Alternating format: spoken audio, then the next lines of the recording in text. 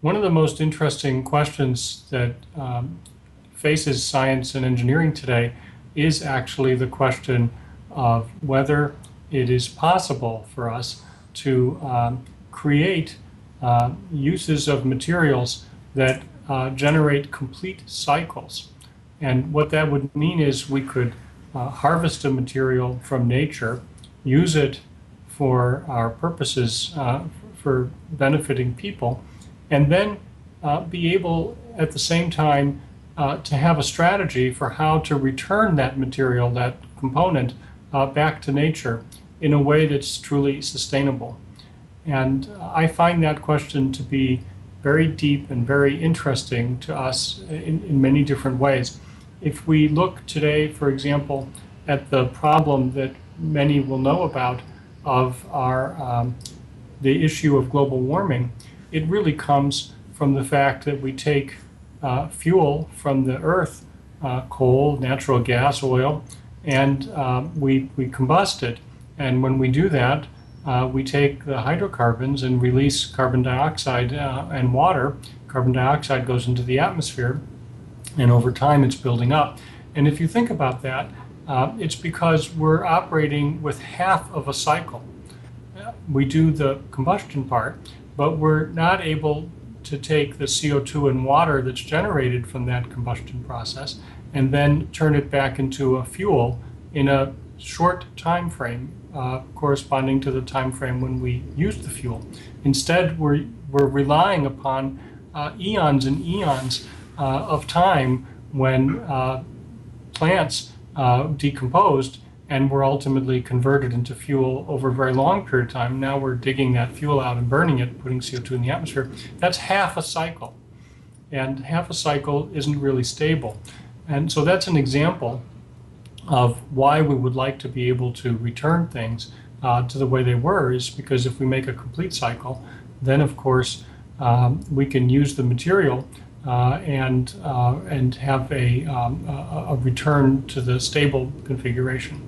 To give a feeling for why that's so important, just consider what happens with living systems. If we look at the natural carbon cycle or nitrogen cycle or the cycle of water and so on, which we learn in our science classes, even when we're in school, what we find is all these cycles operate for biological systems, and biological living things account for a huge flux of matter and energy through the planet, and yet they don't build up these giant waste streams because the natural biological system creates a complete cycle. And so they're stable even though they operate on a truly global scale. And now that we people have reached the point where our activities are on a global scale, and we start to move matter around and energy around on a scale that actually is significant globally, this issue of trying to make complete and stable cycles becomes a topic of the day that's very, very important.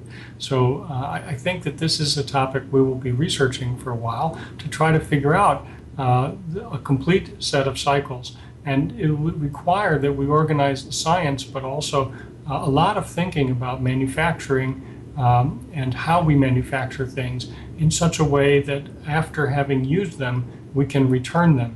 And there are many aspects to this that we can think through. For example, today, many of the things that we try to recover are composites. We might make a new car door that's a very complex laminate of plastics and ceramic components and others. And as time goes on, the number of composite materials that blend the properties of various components together is becoming more and more a greater trend. And yet these blends are harder and harder to recycle. So what we see is our need to recycle is increasing enormously, and yet our desire to have performance from the materials we make is sort of pushing us in the opposite direction. That's why I think this is a very rich problem. It's actually one where I think we can make a lot of progress if we put our minds to it in a systematic way in the coming years. And so I think it's a question that really stimulates a lot of thought. I'm Paul Alivisatos. I'm the director of the Lawrence Berkeley National Laboratory. Thank you.